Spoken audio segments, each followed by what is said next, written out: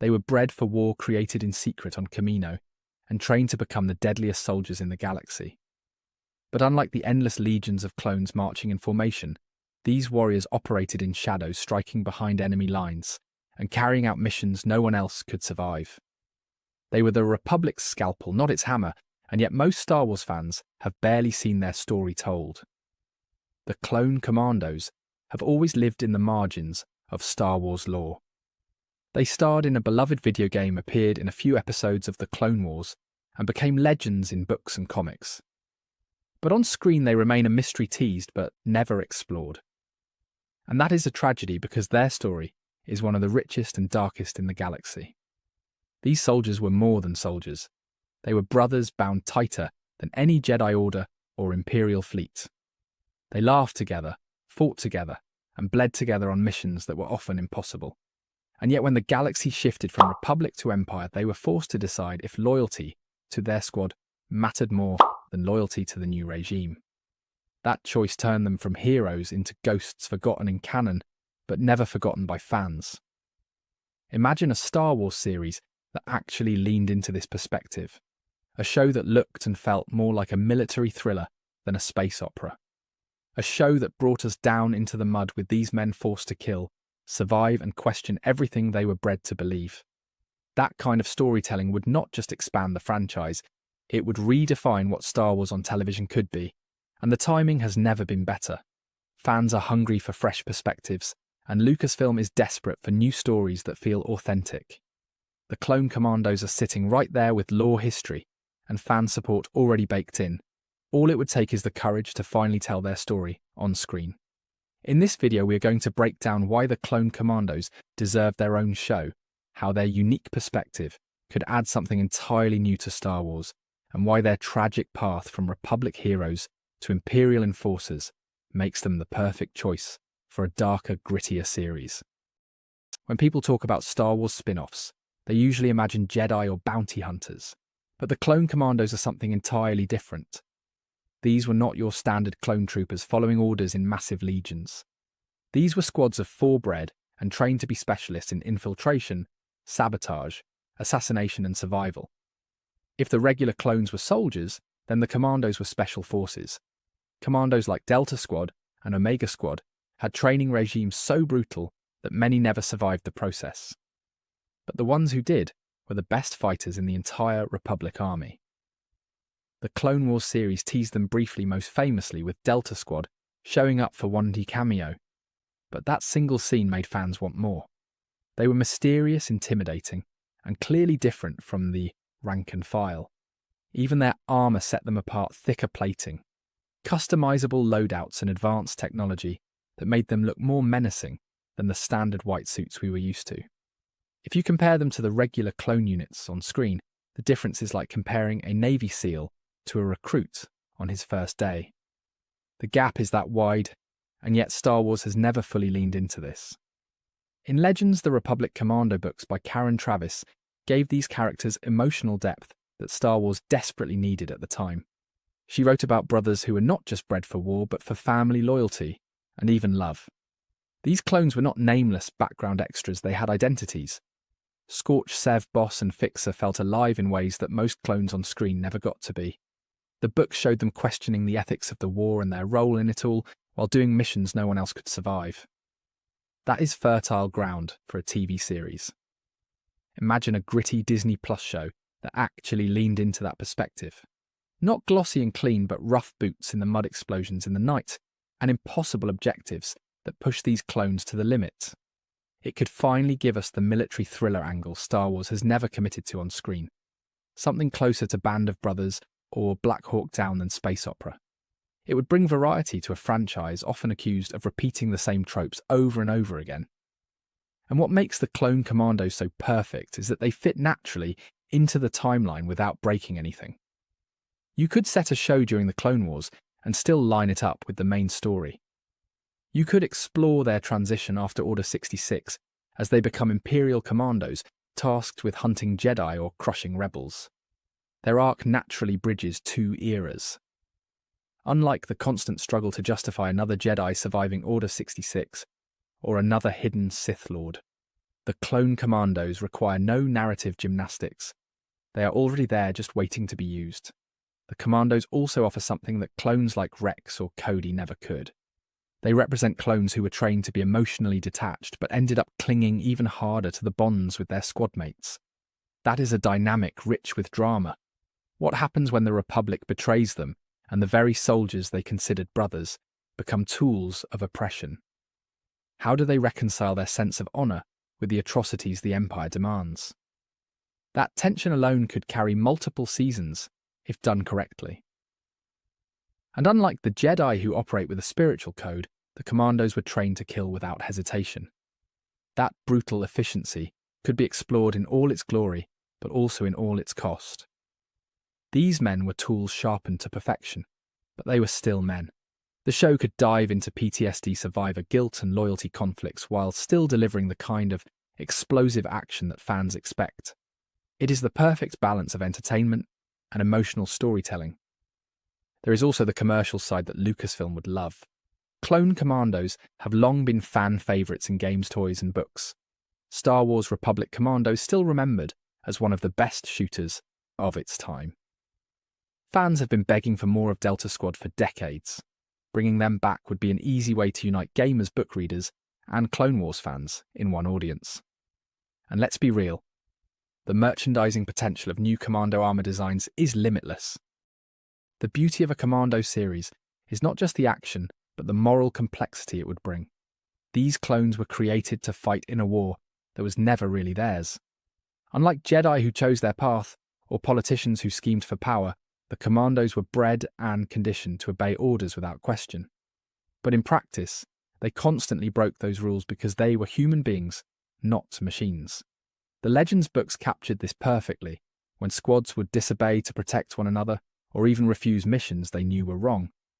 That kind of storytelling would push Star Wars into more mature territory without losing its identity. One of the most fascinating elements of their story is how the Commandos had stronger attachments than most clones. While regular soldiers were trained to follow hierarchy, the Commandos were trained to operate in small squads where brotherhood was everything. That bond became their code. In many ways, they had more in common with Mandalorians than Jedi. They lived and died for their squad mates, and often valued those relationships more than loyalty to the Republic. That is powerful drama waiting to be adapted. Think about how many angles a show could cover. You could have episodes where a squad is forced to choose between saving civilians or rescuing one of their own. You could show them being ordered to do things that directly conflict with their morality. You could show the cracks in their loyalty forming long before Order 66. And you could even explore the horror of what happens when some commandos decide to fully embrace the Empire while others rebel against it. Every choice would carry weight and consequences, because every mission could be their last. And that is another reason they would stand out. In most Star Wars shows, we already know the main character's fate. We know Obi-Wan survives until A New Hope. We know Cassian dies on Scarif. But with the Commandos, anything goes. You could kill off a squad member in Season 1, and the audience would feel it because nothing about their story is set in stone. That unpredictability makes for gripping television. It is the same reason Game of Thrones kept people hooked in the early seasons, because you never knew who would survive. Star Wars desperately needs that same edge. The clone commandos also shine when you place them against other units. Imagine them crossing paths with Jedi, who see them as tools, or even with clones like Rex, who question the war in different ways. A Commando show could explore the uncomfortable tension between elite soldiers, bred for shadows, and Jedi generals preaching ideals. The Jedi claim to fight for peace, but they constantly use these men as disposable assets. That hypocrisy is ripe for exploration. And then there is the tragedy of Order 66. For normal clones it was devastating, but for Commandos it would be even more personal. Imagine being ordered to kill the Jedi you respected, and then forced to turn those same skills against the brothers you loved.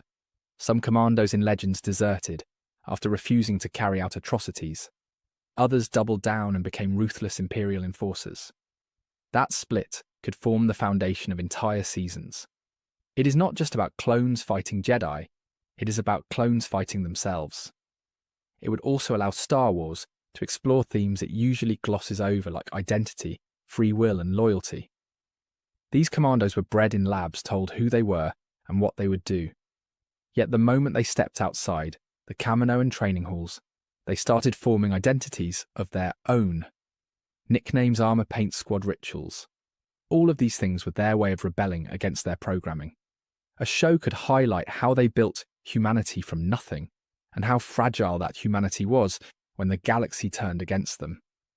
This perspective is not only unique but also relatable. We may not be bred in labs, but we all know what it feels like to be trapped in roles or expectations we did not choose. We know the pull of loyalty to family even when it conflicts with what the world demands. That relatability is what would make audiences connect with the Commandos. They are soldiers, yes, but they are also men struggling to be more than their purpose. And that is timeless storytelling. Now let's talk about what a Commando series would actually look like on screen.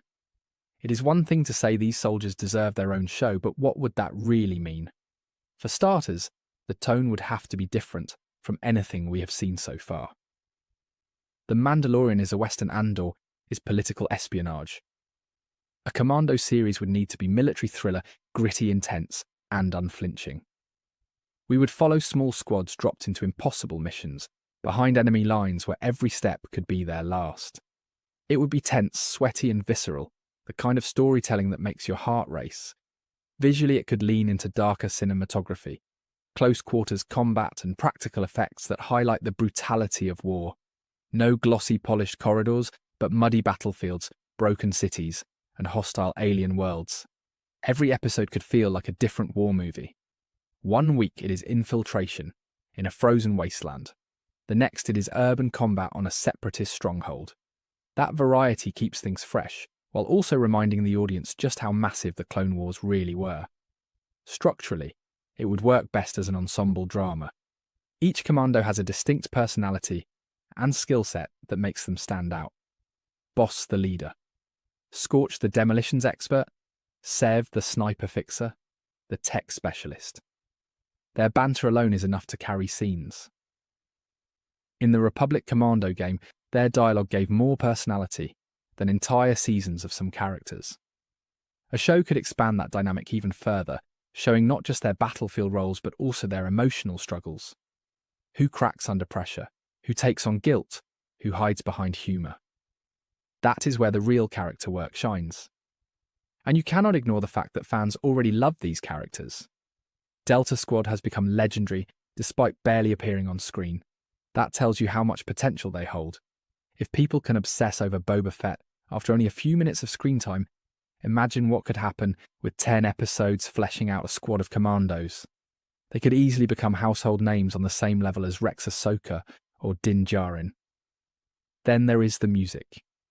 Imagine a score that blends the military percussion of Republic Commando's soundtrack with the sweeping themes of Star Wars. It would instantly set the mood. You would know within seconds that this is not just another space opera adventure.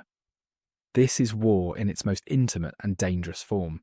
That kind of identity is crucial because it separates the series from everything else currently flooding the franchise. But the most powerful aspect of the show would be its emotional arcs. Every mission should feel like it comes at a cost. Maybe one commando loses faith in the Republic. Maybe another is haunted by civilians killed during a mission. Maybe one begins questioning what life could be like outside the squad entirely. By weaving in these personal struggles, the show ensures it never becomes just a sequence of action scenes. It becomes a story about survival, loyalty, and sacrifice. And then, of course, you have the eventual pivot to the Empire. Seeing these men stripped of individuality, forced into service of tyranny, would be devastating. Some would adapt and embrace the new order, others would resist and risk everything. That split is not only heartbreaking, but also a perfect metaphor for the larger Star Wars saga. It is about people trying to hold on to their humanity, while everything around them demands conformity. That is the kind of depth that elevates a show beyond simple fan service. There is also room for crossover potential. A commando squad could encounter Jedi survivors like Quinlan Vos or even run into early rebel cells. That allows Lucasfilm to tie the show into familiar elements while keeping the commandos at the centre. It is the best of both worlds, recognisable cameos and fresh storytelling. It ensures the show feels connected, but not dependent on nostalgia alone. Thank you for watching. Be sure to like, subscribe, and hit that share button. My main channel is Critical Analysis Hub, where I post Star Wars content about the movies. My secondary channel is Critical Analysis Hub Plus, where I focus on the shows of Star Wars. And my third channel is Critical Analysis Hub XP, where I post comic books. Be sure to take a moment and check them out. Thanks, and may the Force be with you.